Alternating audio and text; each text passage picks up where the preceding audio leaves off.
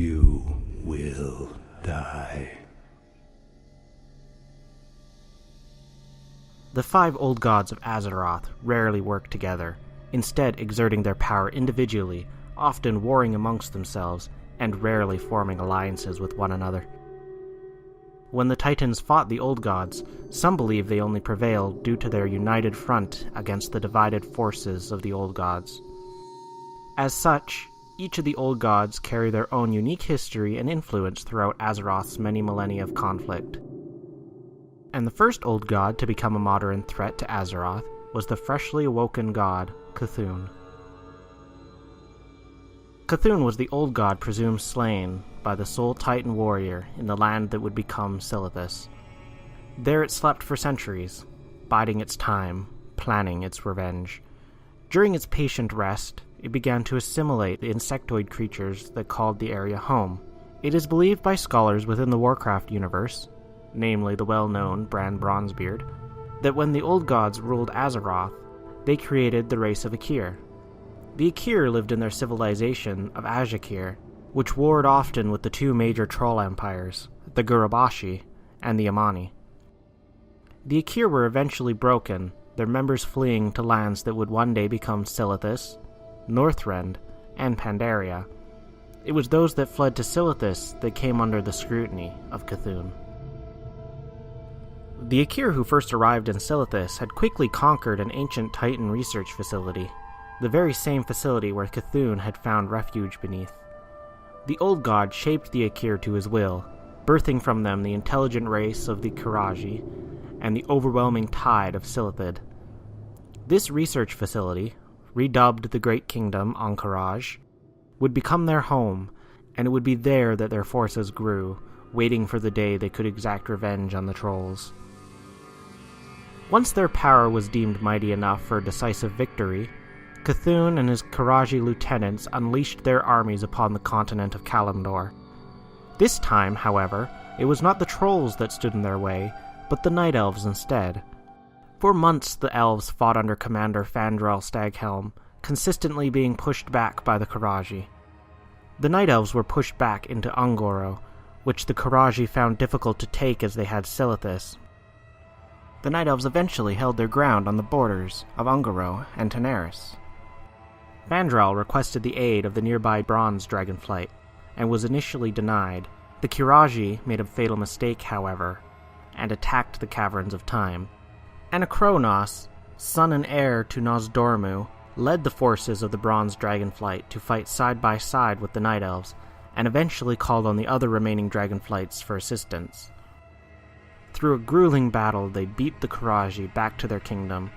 Merithra, Kael'Straz, and Arygos, along with some elvish companions, continued the push into the city, buying time for a barrier to be erected.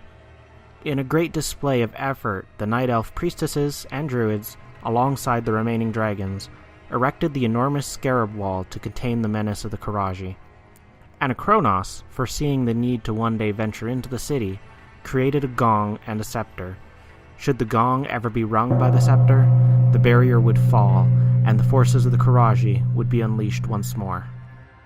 The war, known as the War of the Shifting Sands, was fought and won without knowing that an old god was behind the scene. Once more Cthulhu waited patiently. Fortunately, 1,000 years later, the races of Azeroth recognized the threat that the seemingly dormant Ahn'Qiraj posed was anything but contained. Rumors surfaced of an old god residing in the city. The Scepter of the Shifting Sands was rebuilt, the gong was rung by the Night Elf Shiromar, and the gates were opened. The heroes of Azeroth, the millions of players of the MMO, assaulted the ruins and the temple of Ahn'Qiraj, and found Cthulhu in his chamber deep beneath the sands.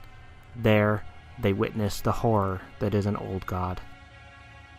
Cthulhu's body is a fleshy wall inset with shifting eyes, topped with horrible teeth, and sporting hideous mouths and undulating tentacles. It is surrounded by a pool of utter darkness and a writhing sea of more tentacles tipped with claws and their own malicious eyes, waiting to zap anyone foolish enough to draw near. Those unfortunate enough to be swallowed by the old god will face a stomach lined with burning acids and, again, more tentacles. And, hidden within the wall of fleshy horrors, is one massive, lidless eye, reminiscent of the Eye of Sauron, and bearing a similar, penetrating gaze to drive any mortal mad. This is his form visible above the floors of the Karaji Temple. His body possibly stretches far beneath the surface, stretching a vast radius under the surface of Azeroth. This likely also extends his sphere of influence far beyond the arid sands of Silithus. Cthulhu was defeated by Azeroth's heroes, but not killed, and may be becoming active once more. The Ogre and Twilight Hammer cultist Cho'Gall made an attempt at resurrecting Cthulhu's body, but was stopped by the Guardian of Tirisfal, Medan.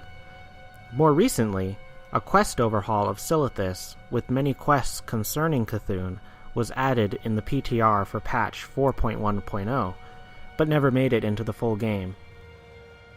It is even possible that Cthulhu had some subtle influence on the events that took place in the Twilight Highlands surrounding the Twilight Hammer cult. It seems clear, at any rate, that the developers are not done with this particular old god. It would be easy to underestimate the danger the old gods pose to Azeroth when considering Cthulhu's demise at the hands of a small band of mortals, but one must keep in mind that Cthulhu was severely weakened many ages ago by the Titans, and entrapped within Anchorage by the Scarab Wall. Most likely, Cthulhu was displaying an infinitesimal fraction of its true power.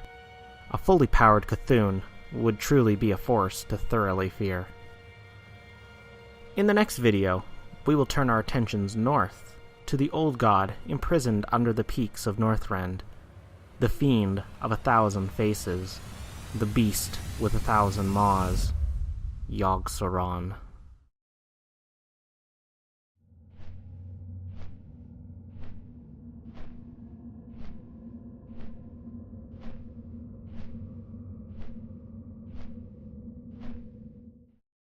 You will die.